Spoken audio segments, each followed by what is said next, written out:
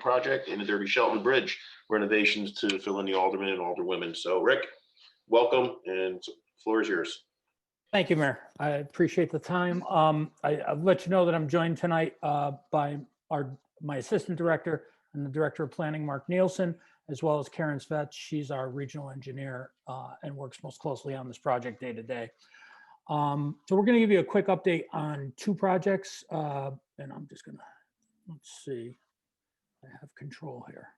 Thank you, Mark. So we're going to talk about the Route 34 project update and Derby-Shelton Bridge update because they are interconnected. If anyone has a question, feel free to speak up, stop me as I go along. I'm going to try and give you a quick rundown of this and then answer any questions you might have. I apologize, I'm a little punchy today. I've been on Zoom since 7 a.m. So actually haven't moved from this chair. So with that, so the project was restarted in 2018. We submitted or I should say our designer submitted the 90% final design plans to CTDOT in January, just this past January. There's a historic district nomination form that had to go in as a condition of this project as well. That was submitted also in the last couple of weeks. It is the area north to the green and along the north side of Main Street. There actually, I should mention at this point, there is one outstanding issue for the city. There's a maintenance agreement that has not been presented to the city by the state. We have been asking the state to get a draft at least over to you, so Corporation Counsel and Public Works staff leadership can review it with the administration. I can't blame the department. They probably wanted to hold off until the design was final and they knew all the elements that needed to be included, so they didn't look like they were adding things on later. But there is a maintenance agreement. It's going to have to come before the city relatively soon. It's up to you whether it needs board approval, but it does need to be agreed to by the city. So since 2018, the big deal has been the utility. Truly, utility relocations and coordination. What was originally 40 some odd test pits turned into 200 test pits. We had asked to TV the entire downtown back in 2011, 2012, and it was decided that we weren't going to be allowed to do that by the state. It would have given us a real head start on the utilities, because if anyone who knows that downtown, it's a 19th century downtown with a rat's nest of utilities down there. We also encountered environmental land use restriction on the Home Depot site on that front portion that was clear cut. There's a whole raft of issues involved with that, but suffice to say, the state is going to deal with that part of it. There's a redesign on the Elizabeth Street portion of the project. Not thrilled about this. The sidewalks will be more narrow and the road and parking will be a lot wider than we had originally planned for, but we needed to avoid the duck bank for Frontier. Relocating it was a $2 million add-on for the project, just for that one block, just to move their utilities. So it's going to be a little wider street than originally anticipated. I think you should reconsider and put angled parking on that street, but that's something you can decide after the project's done if you want, and restripe it. There is coordination that had to be done with the Derby-Shelton Bridge project, which we just started 2 years ago and is already bid and awarded and ready to go. And then there was a decision the city had to make on the type and the ownership of the decorative lighting. So those are the main issues since 2018, primarily utility problems.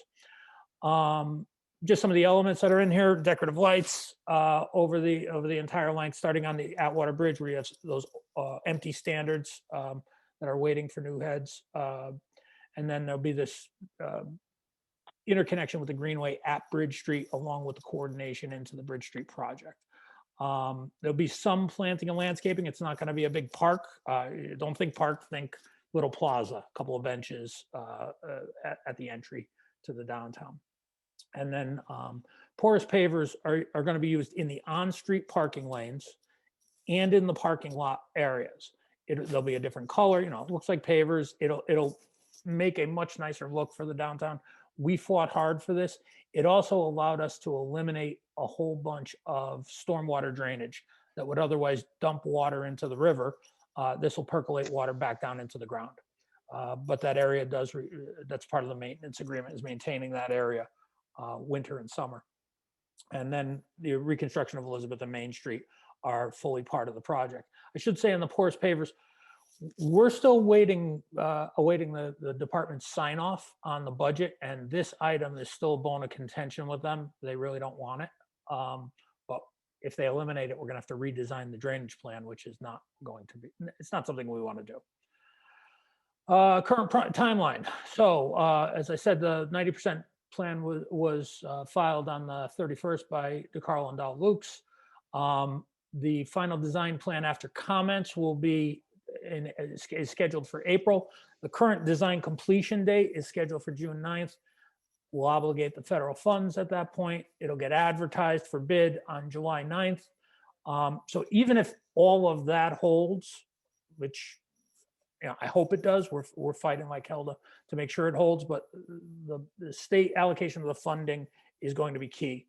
And then I have my doubts about the start of construction, September 21. That's really a weather dependent issue. If the contract's awarded 90 days after July 9th, they may not be mobilized. They may not be ready to go before it's winter. Some work could get done, probably some initial utility work. And then it's a 3-year project for construction. They'll build all the new stuff on the south side and then work their way back to the front of buildings on the north side of Main Street. They'll maintain two-way traffic at all times. These are the costs. We started this project in 2005. We got the first allocation of funding to the city, $3 million. 2007, we got another $7 million. So we started out with $10 million. That's what got the project authorized. Today, that initial ballpark of 10 million is $14 million, 12 years later. Utility relocation, participating. So this is a 50% number. Mark, unless I misstate that, please speak up if I did. But this is the amount that the state is going to pay for. State pays for 50% of the utility relocation costs. Environmental remediation, that's tied mainly to the Home Depot land use restriction. Incidentals and contingencies, this is the state's standard. So when the Department of Transportation always tells you the bid came in under estimate, well, this is what they add to the estimate, 30% for incidentals and contingencies. And because this project's going to run more than one construction season, 2 years of inflation, for a total of $25 billion. These are the non-participating costs. This is something the city wants to pay attention to. So the sanitary sewer work that's going to get installed by the state's contractor as part of the project. This is part of your bond referendum for sanitary sewer replacement. So it's $1.1 million. That's an estimate, 1.2 million round numbers. That's an estimate of what that number would be. That would also be affected by the contingency and the inflation numbers down below. The improvements along Factory Street, which will extend up, we're probably going no more than 50 feet originally of the project south on Factory. This will take it all the way down to the new end of Factory Street. So the city's obligated for that. And I believe the intention is to pay for that with the part of the $5 million state economic development grant. Again, that's subject to the incidentals and contingencies. But the city's obligation on this project is 1.936 million, estimated, subject to low bid and award. So that's it on Route 34. I can answer questions if you'd like about that, or go on to the bridge project. Mr. Dunne, I have a quick question. You talked about those porous pavers. What are the chances that we could incorporate the cobblestone from Caroline Street into that project and keep that like historic piece downtown? Well, I would say that the chances are we can't put them where the porous pavers are designed to go, because it has to be porous. It's part of the drainage system. So we can't put solid granite where it's planned for porous material. If it had been raised with us earlier, we might have been able to incorporate it somewhere in the project. And I would suggest that if you want to incorporate those, if they're in good condition, probably the best idea is to handle it as a change order with with the project once DOT has it.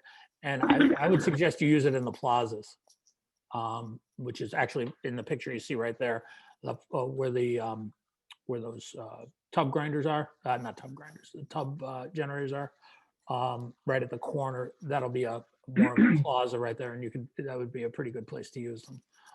But of course, that's up to you. But I would suggest you do it as a change order request after the project's awarded. We really don't want to slow down Right. the Understood. Yeah. design and bid right now. Any other questions on 34? Good. I'm Oh, just go ahead. glad to see it's 20 years in the making and the state's gone from a $5 million project to 25 million. That's perfect planning. Well, I can't blame the state on it. You can blame us if you want to blame the planning. We're the planning agency on this. But Not I blaming anybody. honestly have no problem with the budget escalation. The escalation is for the actual project construction items is not that much of an increase. It's $10 million to $14 million over 12 years. So it's really not that bad on the construction items. There's a typical increase from preliminary design to final design. You got to understand, we established those numbers at 30% drawings. We start to confirm them at 60% drawings, and then the final budget's put together at 90%. The utility work, though, is really the big item. It's a project like this might see $1 million of utility work. This one has almost $9 million of utility work. Well, just correct me if I'm wrong, Mr. Dunn, but Sure. according to Carousel, the utility companies is what held this up. And they were the ones that held us hostage. For the last 2 years. Absolutely ridiculous. Yeah. For the last 2 years, I have no problem being very clear about this. United Illuminating was not there. They didn't dedicate the right staff to this. They didn't put the right priority on it. And we had to drag them kicking and screaming to get a final plan submitted. Frontier was no picnic. Water company was good. Gas company was fabulous. Comcast, they just tag along everyone else. But it was a big problem. There's no doubt the utilities were a huge problem. And this is kind of what you see in deregulation. These are utilities that used to have huge engineering departments. Now there are 2 guys. It's. All right, so they must have cut back on the fire school staff too, because obviously that project's another one that the state did us justice on. But I don't mean to pick on you, Mr. Dunn. Sorry to prolong this meeting. It's coming. Feel free. I'm happy to answer anything. Anything else on 34 before we cross the bridge? Okay. So, this is just the overview. Everyone knows what bridge we're talking about. Channel 8 didn't know what bridge we were talking about. They did a story and took pictures of the viaduct bridge over the railroad tracks. But this is the bridge. It's a redecking. The underlying bridge is in good shape, structurally sound. It was built to move tanks. It's a very good bridge. But the deck is crumbling. The parapet walls are crumbling. This is a good opportunity to attack that and tie it in to the greenways and to Route 34. So this was originally started, Derby-Shelton Rotary spent some money and advanced the concept probably close to 10 years ago. We got a project rolling 3 years ago with state funding. We got state funding put toward it, and it's out to bid, awarded to Mohawk North. It was estimated close to 8 million. It came in at 6.3 million. Construction will start in April, could be a little sooner. It's going to be a 3-year project unless weather really cooperates. But again, they have to keep 2-way traffic open at all times. And then once it goes to construction, DOT Construction Services will manage the project. Our agency's involvement at that point will be limited to design services during construction because the designer works for us. But we will stay involved on the monthly progress meetings and apprise both cities of any issues that might crop up during construction. So this is the view from Shelton looking back to Derby. You can see on the north side what we did on the left. what we did was we narrowed the existing sidewalk. We took and created 3 lanes over the entire length of the bridge. Today, you have a 2-lane bridge with a turning lane in the shoulder. It's not a legal turning lane when you get over to the Derby side. So it's the full length of the bridge now. The lanes are narrower than the lanes that are out there today. That's how we gained a bunch of the space, but they're good, generously sized legal lanes. Then that left us room for the extension of the greenway and a pedestrian area on the south side of the bridge. Should really lend itself to people being able to spend some time out there. Those lights that you see, those lights and standards that you see on the bridge are the ones that'll be used on Route 34 in Derby all the way over to the Atwater Bridge as well. So same light was specified for both projects. There are barriers, concrete planted containers. Shelton and Derby are going to have to work out their maintenance on this bridge, but there are planted containers. We originally had street furniture on this bridge. It was something that was not favored. I didn't get a favorable response at public information meetings with area residents and town officials. So that was eliminated, but I know Mayor Loretti really wanted the street furniture, and he may want to put it back on there later. As you see from the right, that's where the road comes up now. They've opened that up in the Shelton development, and the slip ramp that used to be right along the bridge on the southwest side, on the southeast slip ramp, was closed down and is now going to be part of this project, which I'll show you in a little while. We are doing underlighting on this bridge as well. This is not how it will be lit. This is to show you the range of colors that are available for the program lighting. It's LED lighting under the bridge, and it can go from red to blue. That's for the boaters? That's for your downtown. Hopefully it creates a more interesting architectural asset for the downtown and for any development that you put below that area. People are going to be able to see it. Hopefully we can get the DOT, and this is where the city can play a strong role, get the DOT to start cutting the trees in the area on the other side, across from Cozy Corner, where it really blocks the view of the river. And they're really scrub trees that have grown up since that project was done on the 2 corners. And honestly, there's a 50-foot radius sight line there that's supposed to be maintained by someone. I don't know if it's the state, I don't know if it's the city, but really those trees should all come down. This is just to show it in all white, another option, but it will be programmable. It's very low energy. It's all LED. What you're looking at here is the southeast slip ramp. So if you look at the bottom section of this drawing, what that shows you is the section of Bridge Street that's the viaduct bridge. So if you can see where the new road is coming in on the bottom left, bottom right of this drawing, that's going to be where the greenway section extends down to the cycle ramp down below. And on the slip ramp, you'll have the cycle starting at the southern edge. You got the building that's been renovated. You'll have a sidewalk. You'll have the cycle ramp, and then you have soft plantings that'll be along the bridge on that side. Northeast slip ramp remains the same. And if you look at the top, you can see how the plantings are envisioned to go against that edge. That'll be coordinated with Shelton, and they're going to have a big say in exactly what ends up on that planting. But it goes down and it connects with the river walk at Canal Street and makes a much stronger connection between the downtowns and the 2 greenways. And I think that's all I have for you tonight. Happy to answer any additional questions if you have any. Rick, this probably has nothing to do with that, but how about that East Derby Bridge where they put those power things to put lights on it? I've heard many stories about what happened to the lights, but we never got the lights on it. Yeah, I'm sorry if you didn't hear me. We are this project for Route 34 is installing those lights that I showed you on the bridge all the way across from the Atwater Bridge to the Derby-Shelton Bridge. So those standards that don't have fixtures on them will be changed out to match the ones that are going on Main Street. I think there's only 3 on the bridge. Yeah, yeah. Beautiful, thanks.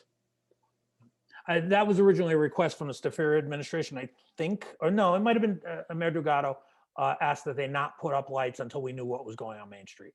So that's how That we would- got there. Yeah, fine, great. And Rick, I'd just like to say thank you for your hard work, actually. I know my comments before were a little bit short, but as you can understand, after 20 years of sitting here and seeing nothing, it's finally nice just coming to fruition. So on behalf of, my constituents, we appreciate your hard work. Well, it's nice of you to say so, Charlie, but this is what you guys pay me to do. And No. after Big money. Mr. Mayor, we need to talk about a salary cut here. after 30 years of public service, I have a thick skin. Oh, we get it, Rick. Thank you, sir. Rick. Thank And you, Rick. Yeah, Rick, thank you. Like I said, I wanted to get this information out to the aldermen and alderwomen. We've been working very hard with NVCOG for the last 3 years. Like Rick was saying, there's a lot of battles, utilities, pulling our hair out of our heads, and like we finally see the starting line. Yeah, look, Drew had a full head of hair when we started this. We can finally see the starting line and the finish line coming up. And Rick and your whole staff, Mark, Karen, you guys did a phenomenal job. We've been working with you constantly. So Mark's on the screen there. He's really the key guy who runs the planning agency. Karen has done a fabulous job. She's hiding on there somewhere, but she's done a fabulous job in managing it. There is one other thing I'll mention for you. So I talked about pending things the city needs to be aware of. So there's a maintenance agreement that will come in later. There is, though, on that Home Depot, I don't know what you want to call that strip there, the barrier strip that's supposed to block the view of the loading dock. There is a monument. It's really just the brick wall and the recognition of the workers at the factories. It's going to be disrupted by this. And because we ran into this environmental land use restriction on the dirt itself and in the soil, we've been meeting with the city, meeting with the state. So what's going to happen there is we're going to take down, as part of the project, we're going to remove those plaques and place them in storage with the city.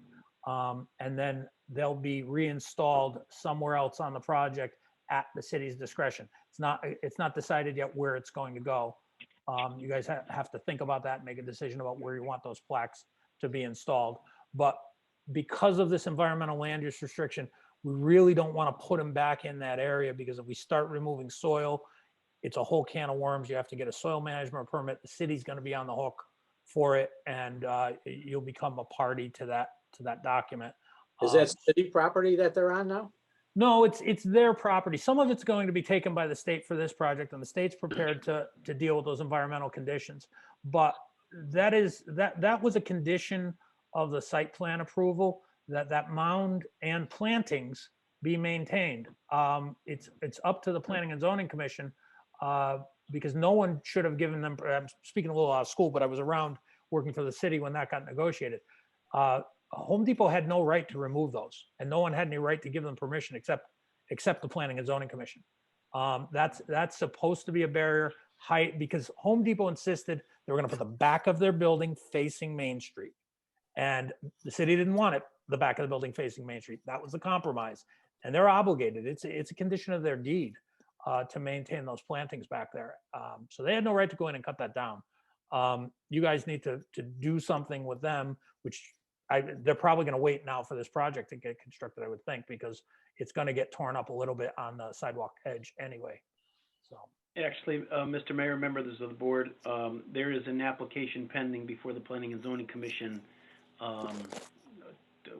to consider their replanting plan.